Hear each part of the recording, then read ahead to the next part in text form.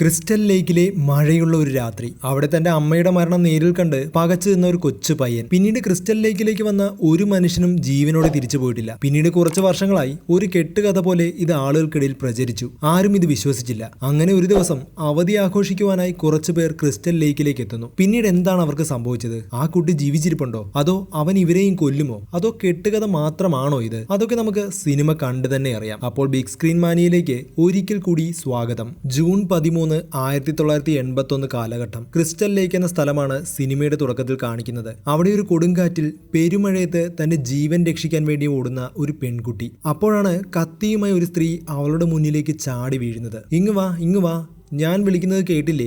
നീയാണ് അവസാനത്തേത്. ബാക്കി എല്ലാവരെയും ഞാൻ കൊന്നു. പ്ലീസ്, നിങ്ങൾ എന്തിനാണ് ഇങ്ങനെ ചെയ്യുന്നത്? നീ കാരണമല്ലേ അവൻ മുങ്ങിപ്പോയത്. അവൻ എന്റെ മകനാണ്. ജെയ്സൺ വെള്ളത്തിൽ മുങ്ങിപ്പോകാൻ കാരണം നീയാണ്. അതുകൊണ്ട് എനിക്ക് നിന്നെ ശിക്ഷിക്കണം. പ്ലീസ്, ഞാൻ ഒന്നും ചെയ്തിട്ടില്ല. നിങ്ങളെല്ലാവരും അവനെ എപ്പോഴും നോക്കേണ്ടതായിരുന്നു, ഓരോ മിനിറ്റിലും. അതും പറഞ്ഞ് അവർ കത്തിയെടുത്ത് ആ പെൺകുട്ടിയെ കുത്താൻ പോവുകയാണ്. പക്ഷെ അപ്പോൾ തന്നെ ആ പെൺകുട്ടി തന്റെ കയ്യിലിരുന്ന വാളെടുത്ത് ഒറ്റ വീശി. ദാ കിടക്കുന്നു അവരുടെ തല താഴെ. കൂടാതെ അവരുടെ കഴുത്തിലുണ്ടായിരുന്ന ഒരു മാലയും ലോക്കറ്റും താഴേക്ക് വീഴുന്നു. ആകെ ഭയന്ന ആ പെൺകുട്ടിയാണെങ്കിലോ അവിടെ ഒന്ന് ഓടി രക്ഷപ്പെടുന്നു. എന്നാൽ ഇതെല്ലാം കണ്ടുകൊണ്ട് അവരുടെ മകൻ ജെയ്സൺ ദൂരെ നിൽപ്പുണ്ടായിരുന്നു. അവൻ ഓടി വന്ന് ആ ലോക്കറ്റ് കയ്യിലെടുക്കുന്നു. അപ്പോഴാണ് അമ്മ പറയുന്നത് പോലെയുള്ള വാക്കുകൾ അവന്റെ മനസ്സിൽ അലയടിക്കുന്നത്. അതിങ്ങനെയായിരുന്നു: ജെയ്സൺ, എന്റെ പ്രിയപ്പെട്ട മകനെ, അവർ നിന്നോട് ചെയ്തതിനും എന്നോട് ചെയ്തതിനും നീ അവരോട് പ്രതികാരം ചെയ്യണം. അമ്മയ്ക്ക് വേണ്ടി നീ എല്ലാവരെയും കൊല്ലണം. അടുത്ത സീനിൽ കാണിക്കുന്നത് ഏകദേശം 20 വർഷങ്ങൾക്ക് ശേഷമുള്ള കാലഘട്ടമാണ്. വിറ്റ്നി എന്ന പെൺകുട്ടിയും അവളുടെ 4 കൂട്ടുകാരുമായി ക്രിസ്റ്റൽ ലേക്കിലേക്ക് ഒരു ക്യാമ്പിംഗ് ട്രിപ്പിന് വരികയാണ്. മാത്രമല്ല, ഒരു പ്രത്യേകതരം കഞ്ചാവ് ചെടി കൂടി അന്വേഷിച്ചാണ് അവരുടെ വരവ്. അങ്ങനെ രാത്രിയായി. ക്യാമ്പ് ഫയറൊക്കെ ഇട്ട് അതിനു ചുറ്റുമായി ഇരുന്ന് സംസാരിക്കുകയാണ് എല്ലാവരും. വെയ്ഡ് ആണെങ്കിൽ 20 വർഷങ്ങൾക്ക് മുൻപ് ക്രിസ്റ്റൽ ലേക്കിൽ സംഭവിച്ച കാര്യങ്ങൾ, അതായത് സിനിമയുടെ തുടക്കത്തിൽ കാണിച്ച കാര്യങ്ങളില്ലേ, അതൊക്കെ അവരോട് വിശദീകരിക്കുന്നു. ജെയ്സനെ കുറിച്ചും അവന്റെ അമ്മയെക്കുറിച്ചും അന്ന് അവിടെ നടന്ന കൊലപാതകങ്ങളെ പറ്റിയും. പക്ഷെ അവരാരും ഇതൊന്നും വിശ്വസിച്ചില്ല.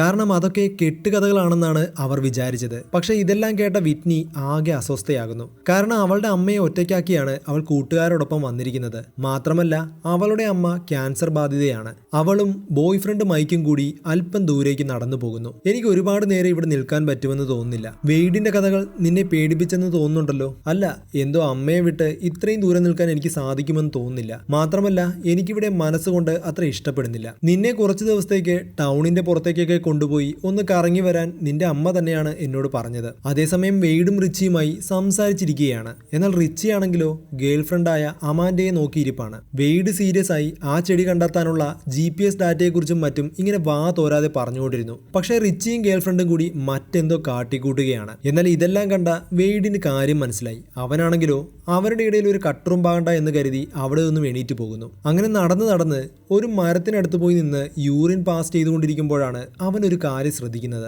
എന്താണെന്ന് വെച്ചാൽ അവർ തേടിക്കൊണ്ടിരിക്കുന്ന ചെടി അവന്റെ മുന്നിൽ തന്നെ ഉണ്ടായിരുന്നു. അവന് സന്തോഷമടക്കാനായില്ല. അങ്ങനെ ഓരോ ചെടി പരിശോധിച്ച് വരുമ്പോഴാണ് ദാണ്ടെ പാറ പോലെ ഒരുത്തനവിടെ ഇരുട്ടത്ത് നിൽക്കുന്നു. അവന്റെ മുഖമൊക്കെ തുണി കൊണ്ട് മറച്ചിരുന്നു.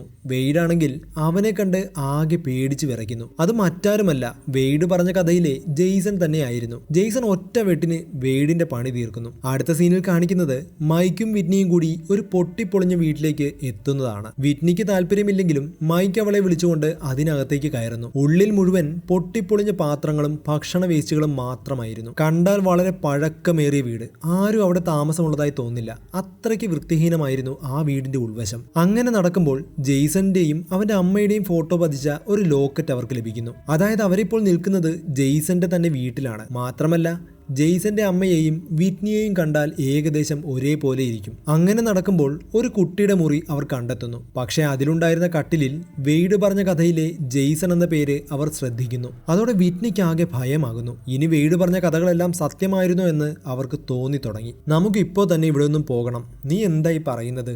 എനിക്ക് ഭയമാകുന്നു. വാ, വേഗം പോകാം. അടുത്ത സീനിൽ കാണിക്കുന്നത് റിച്ചിയും അമാൻഡയും ടെന്റിൽ കിടന്ന് എന്തൊക്കെയോ പരിപാടികൾ കാണിച്ചു കൂട്ടുകയാണ്. അതിനിടയിലാണ് അമാൻഡ ടെന്റിന് പുറത്ത് എന്തോ ശബ്ദം കേൾക്കുന്നത്. അവർ വിചാരിച്ചത് വെയ്ഡ് അവരെ നോക്കുന്നുണ്ടെന്നാണ്. അതുകൊണ്ട് തന്നെ റിച്ചി ടെന്റിന് പുറത്തേക്ക് പോയി നോക്കുന്നു. അങ്ങനെ വെയ്ഡിനെ നോക്കി നടക്കുമ്പോഴാണ് ദൂരെ വെയ്ഡിന്റെ ടോർച്ച് ലൈറ്റ് താഴെ വീണ് കിടക്കുന്നത് റിച്ചി ശ്രദ്ധിക്കുന്നത്. അങ്ങോട്ടേക്ക് നടന്നതും ആ കഞ്ചാവ് ചെടി റിച്ചിയും കാണുന്നു. അതോടെ റിച്ചിയും ഭയങ്കര ഹാപ്പി. കള്ള, നീ ഒടുവിൽ നമ്മുടെ ചെടി കണ്ടുപിടിച്ചല്ലേ. പക്ഷെ അപ്പോഴാണ് വെയ്ഡിന്റെ മുറിഞ്ഞ ചെവിയും അതിലൊരു ഹെഡ്സെറ്റും തൂങ്ങിക്കിടക്കുന്നത് റിച്ചി കാണുന്നത്. അതോടെ റിച്ചി അസ്വസ്ഥനാകുന്നു. പെട്ടെന്ന് എഴുന്നേറ്റ് നോക്കുമ്പോൾ വെയ്ഡിന്റെ ജീവനറ്റ ശരീരം ഒരു മരച്ചുവട്ടിൽ കിടക്കുന്നു. ഭയന്ന് വിറളിയ റിച്ചി അവിടെ നിന്ന് ഓടി രക്ഷപ്പെടുന്നു. അതേസമയം ടെന്റിലുണ്ടായിരുന്ന അമാൻഡയെ ജെയ്സൺ പിടിച്ചുകൊണ്ടുപോകുന്നു. ടെന്റിനടുത്തെത്തിയ റിച്ചി കാണുന്നത് അമാൻഡയെ ഒരു ബ്ലാങ്കറ്റിൽ പൊതിഞ്ഞ് മരത്തിൽ കെട്ടിത്തൂക്കിയിരിക്കുകയാണ്. മാത്രമല്ല അതിനടിയിൽ തീയും ഇട്ടിട്ടുണ്ട്. അവളെ രക്ഷിക്കാനായി പാഞ്ഞെടുത്ത റിച്ചി ജെയ്സന്റെ ട്രാപ്പിൽപ്പെടുന്നു.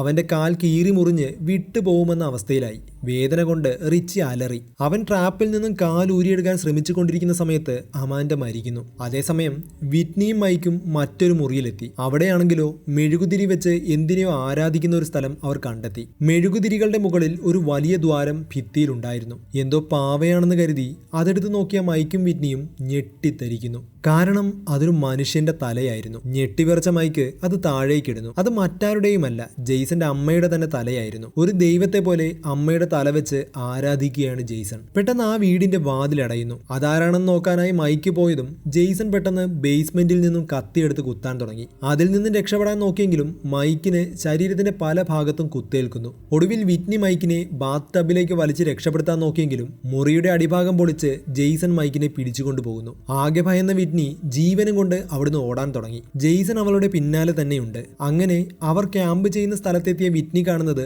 മരിച്ചു കിടക്കുന്ന അമാൻഡയെയും ട്രാപ്പിൽ കുടുങ്ങിക്കിടക്കുന്ന റിച്ചിയെയുമാണ്. വിറ്റ്നി റിച്ചിയെ രക്ഷപ്പെടുത്താൻ കിണഞ്ഞ് പരിശ്രമിക്കുകയാണ്. പക്ഷെ ആ ട്രാപ്പ് അത്ര വേഗത്തിൽ തുറക്കാൻ സാധിക്കുന്നതായിരുന്നില്ല. അപ്പോഴേക്കും ജെയ്സൺ അവിടെ എത്തുന്നു. അവൻ തന്റെ വാൾ ഉപയോഗിച്ച് റിച്ചിയെ വെട്ടിക്കൊല്ലുന്നു. അത് കണ്ട് പേടിച്ചലറിയ വിറ്റ്നി അവിടെ ഒന്ന് രക്ഷപ്പെടാൻ ശ്രമിക്കുന്നുണ്ടെങ്കിലും ജെയ്സൺ ഓടി വന്ന് അവളുടെ നേരെ വാള് വീശുന്നു. അപ്പോഴേക്കും സീൻ മാറുന്നു. 6 ആഴ്ചയ്ക്ക് ശേഷമുള്ള സീനാണ് പിന്നീട് കാണിക്കുന്നത്. ട്രെൻഡും അവന്റെ കുറച്ച് ഫ്രണ്ട്സും കൂടി ക്രിസ്റ്റൽ ലേക്കിലേക്ക് കാറിൽ പോവുകയാണ്. പോകുന്ന വഴി പെട്രോൾ അടിക്കുവാനായി ഒരു പമ്പിൽ കാർ നിർത്തുന്നു. ആ സമയത്ത് അടുത്ത് കണ്ട ഷോപ്പിൽ അവർ കുറച്ച് സാധനങ്ങൾ മേടിക്കുവാനായി കയറി. അവിടെ ക്ലേ എന്നൊരു ചെറുപ്പക്കാരൻ ഷോപ്പ് ഓണറുമായി സംസാരിക്കുകയാണ്. തന്റെ മിസ്സിംഗ് ആയ സഹോദരിയെ കുറിച്ചാണ് അവൻ ചോദിക്കുന്നത്. ക്ലേയുടെ കയ്യിലുള്ള നോട്ടീസ് കാണുമ്പോൾ നമുക്ക് മനസ്സിലാകും അവൻ വിറ്റ്നിയുടെ സഹോദരനാണെന്ന്. അപ്പോഴേക്കും ട്രെൻഡ് അവരുടെ സംസാരത്തിൽ ഇടപെടുന്നു.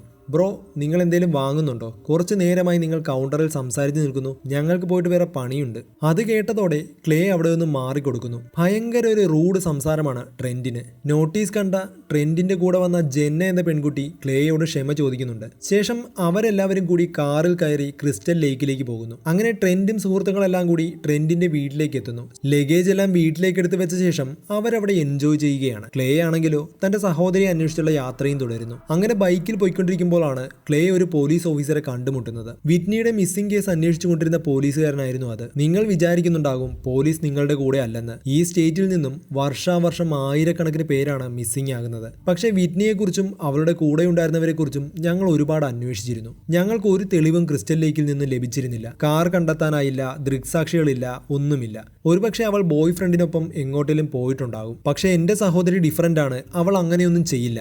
എന്റെ അമ്മ ഈ അടുത്ത് ക്യാൻസർ മൂലം മരിച്ചു പോയിരുന്നു. മരണാനന്തര ചടങ്ങുകളിൽ പോലും അവളെ കണ്ടില്ല. അവൾക്ക് എന്തോ സംഭവിച്ചിട്ടുണ്ട്. പക്ഷെ എന്തായാലും ഈ സ്ഥലത്ത് അവളില്ല. ഞാനൊന്ന് അന്വേഷിക്കട്ടെ എന്നും പറഞ്ഞ് അവിടെ നിന്നും പോയ ക്ലേ മറ്റൊരു വീട്ടിലേക്ക് എത്തുന്നു. അവിടെ കണ്ട സ്ത്രീയോട് തന്റെ സഹോദരിയെ പറ്റി അന്വേഷിക്കുന്നു. പക്ഷെ അവർ പറഞ്ഞത് വിറ്റ്നി മരിച്ചു പോയിട്ടുണ്ടെന്നാണ്. മുഖത്തടിച്ച് പറയുന്ന പോലുള്ള വല്ലാത്ത സംസാരം. ഇങ്ങനെയൊക്കെ പറയുമ്പോൾ പ്രായമുണ്ടെങ്കിൽ 2 ഒന്ന് കൊടുക്കാൻ തോന്നും. മുഖമൊക്കെ വല്ലാതെയായ ക്ലേ നിങ്ങൾ എന്താണ് അങ്ങനെ പറഞ്ഞതെന്ന് ചോദിക്കുന്നു. പുറത്തുള്ളവർ ടൂർ എന്നും പറഞ്ഞ് ഇങ്ങോട്ട് വരും. പക്ഷെ എവിടെയാണ് പോകേണ്ടതെന്ന് അവർക്കറിയില്ല. ശേഷം എന്തെങ്കിലും കുഴപ്പത്തിൽ ചെന്ന് ചാടും. ഞങ്ങൾക്കിവിടെ സമാധാനമായി ഒന്ന് ജീവിച്ചാൽ മതി. അവനും അതുതന്നെയാണ് ആഗ്രഹിക്കുന്നത്. അവനോ? നിങ്ങൾ ആരെക്കുറിച്ചാണ് പറയുന്നത്? അതിന് മറുപടി പറയാൻ നിൽക്കാതെ വാതിലടച്ചവർ അകത്തേക്ക് പോകുന്നു. ശേഷം ക്ലേ പോകുന്നത് ഒരു മില്ലിലേക്കാണ്. മില്ലെന്ന് പറഞ്ഞാൽ ഇലയോ വൈക്കോലോ മെഷീനിൽ പൊടിക്കുന്ന സ്ഥലം. ക്ലേ അങ്ങോട്ട് ചെല്ലുമ്പോൾ ഒരാൾ മെഷീനിൽ പൊടിച്ചുകൊണ്ടിരിക്കുകയാണ്. ക്ലേ അയാളോട് വിറ്റ്നിയെ കുറിച്ച് ചോദിച്ചെങ്കിലും അവളെ കണ്ടിട്ടില്ലെന്നായിരുന്നു അയാളുടെ മറുപടി. അങ്ങനെ പിന്നെയും അന്വേഷിച്ചു പോയ ക്ലേ അവസാനം എത്തുന്നത് ട്രെൻഡിന്റെ വീട്ടിലേക്കാണ്. അവിടെ വെച്ച്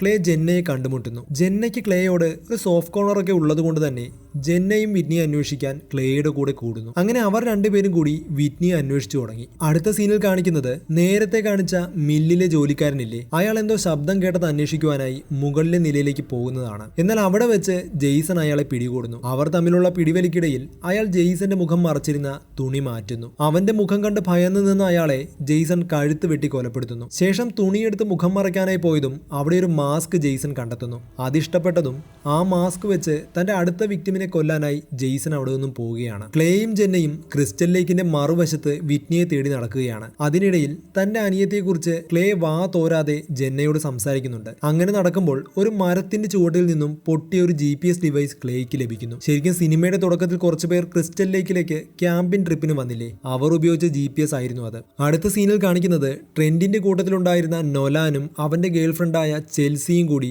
ആ ലേക്കിലേക്ക് ഒന്ന് എൻജോയ് ചെയ്യുവാനായി എത്തുന്നതാണ്. ശേഷം അവർ ബോട്ടിംഗ് ആരംഭിക്കുന്നു. ചെൽസി ആണെങ്കിൽ വെയ്ക്ക് ബോർഡിംഗ് ചെയ്യുകയാണ്. അതായത് ഈ സർഫിംഗ് ബോർഡിൽ നിന്നുകൊണ്ട് ബോട്ടുമായി ഒരു കയർ ഉപയോഗിച്ച് ബന്ധിപ്പിക്കും. ശേഷം ബോട്ട് മുൻപോട്ട് പോകുന്നതനുസരിച്ച് നമ്മൾ വെള്ളത്തിലൂടെ തെന്നി നീങ്ങും. എന്നാൽ അങ്ങനെ വെയ്ക്ക് ബോർഡിംഗ് ചെയ്തുകൊണ്ടിരിക്കുന്നതിനിടയിൽ കൺട്രോൾ പോയി ചെൽസി വെള്ളത്തിൽ വീഴുന്നു. അത് കണ്ട നൊലാൻ ബോട്ട് തിരിച്ച് അവളുടെ അടുത്തേക്ക് വരികയാണ്. പക്ഷെ പെട്ടെന്നാണ് ഒരു അമ്പ് വന്ന് അവന്റെ തലയിൽ തറച്ചു കയറുന്നത്. അതോടെ നൊലാൻ അവിടെ മരിച്ചു വീഴുന്നു. ബോട്ടാണെങ്കിൽ സ്പീഡിൽ ചെൽസിയുടെ നേരെ വരുന്നു. നൊലാൻ ബോട്ടിന്റെ ദിശ മാറ്റുമെന്നാണ് അവൾ കരുതിയത്. പക്ഷെ നൊലാൻ മരിച്ചു കഴിഞ്ഞിരുന്നു.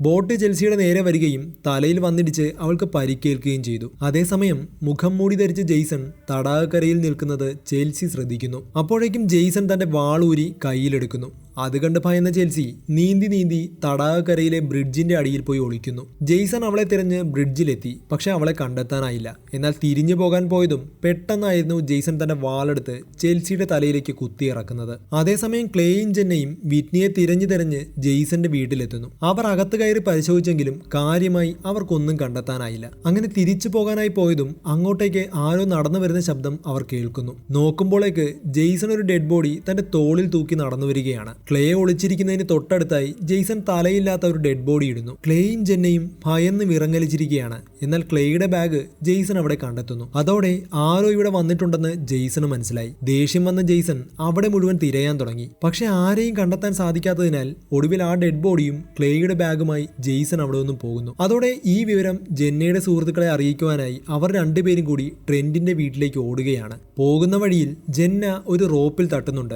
അതിൽ തട്ടിയതും ജെയ്സന്റെ ബേസ്മെന്റിലെ ഒരു മണി കിലുങ്ങുന്നു. ഇതവിടെയുള്ള വിറ്റ്നി കേൾക്കുന്നുണ്ട്.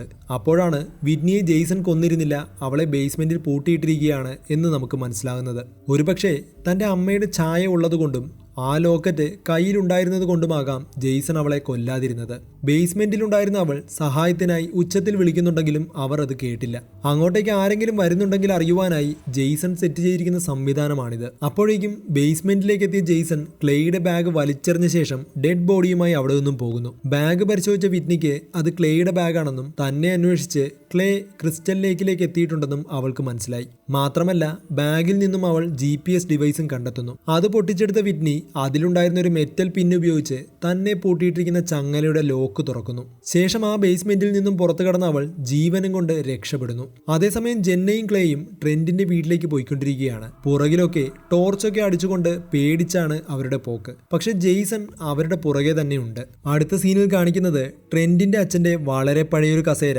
അവന്റെ സുഹൃത്തായ ചൂവി അറിയാതെ ഓടിക്കുന്നതാണ്. ദേഷ്യം വന്ന ട്രെൻഡ് അത് റിപ്പയർ ചെയ്യാൻ അവനോട് ആവശ്യപ്പെടുന്നു. അങ്ങനെ അത് ശരിയാക്കാനുള്ള ടൂൾസ് തപ്പി അവൻ പുറത്തുള്ള ടൂൾ ഷെഡിലേക്ക് പോകുന്നു. അതേസമയം ക്ലേയും ജെന്നയും ട്രെൻഡിന്റെ വീട്ടിലേക്ക് എത്തുന്നു. വന്ന ഉടൻ തന്നെ ക്ലേ ഫോൺ വഴി പോലീസിന് വിവരം അറിയിക്കുന്നു. അതേസമയം ടൂൾ ഷെഡിലെത്തിയ ട്രെൻഡിന്റെ സുഹൃത്ത് അവിടെ ഉണ്ടായിരുന്ന ഒരു ബാസ്കറ്റ് ബോളും ഹോക്കി സ്റ്റിക്കുമൊക്കെ എടുത്ത് കളിക്കുകയാണ്. പക്ഷെ അപ്പോഴേക്കും ജെയ്സൺ അവിടെ എത്തിയിരുന്നു. അതിനിടയിൽ മുറിയിലെ ഒരു ലൈറ്റ് ഹോക്കി സ്റ്റിക്ക് കൊണ്ട് അറിയാതെ പൊട്ടുന്നു. ചൂവിയാണെങ്കിൽ പൊട്ടിയ ചില്ല് കഷ്ണമൊക്കെ മാറ്റി വൃത്തിയാക്കിയ ശേഷം എണീറ്റ് തിരിഞ്ഞതും തൊട്ട് പിന്നിൽ ജെയ്സൺ വന്ന് നിൽക്കുന്നു. ചൂവി ഞെട്ടി വിറച്ചുപോയി. ജെയ്സൺ അവനെ തള്ളി താഴെ ഇടുന്നു. കയ്യിൽ കിട്ടിയ സ്ക്രൂ ഡ്രൈവർ എടുത്ത് ചൂവി ജെയ്സനെ ആക്രമിക്കാൻ ശ്രമിക്കുന്നുണ്ടെങ്കിലും ജെയ്സനെ തടയാനുള്ള ശേഷി അവനുണ്ടായിരുന്നില്ല. ചൂവി എടുത്ത സ്ക്രൂ ഡ്രൈവർ തന്നെ ചൂവിയുടെ കഴുത്തിൽ കുത്തിക്കയറ്റി ജെയ്സൺ അവനെ കൊല്ലുകയും ചെയ്യുന്നു. അതേസമയം ട്രെൻഡും ബ്രിയും കൂടി മറ്റെന്തൊക്കെയോ കാണിച്ചു കൂട്ടുന്ന തിരക്കിലാണ്. അപ്പോഴേക്കും ജെയ്സന്റെ കയ്യിൽ നിന്നും രക്ഷപ്പെട്ട വിറ്റ്നി ഓടി ട്രെൻഡിന്റെ അടുക്കിലേക്ക് എത്തുന്നു. എന്നാൽ ട്രെൻഡ് ബ്രിയുമായി ഭയങ്കര ബിസി ആയിരിക്കുന്നതിനാൽ വിറ്റ്നിയെ കണ്ടില്ല. അല്ലെങ്കിലും അത് ശ്രദ്ധിക്കാനുള്ള മാനസികാവസ്ഥയിലല്ലല്ലോ അവർ. ആ സമയം കൊണ്ട്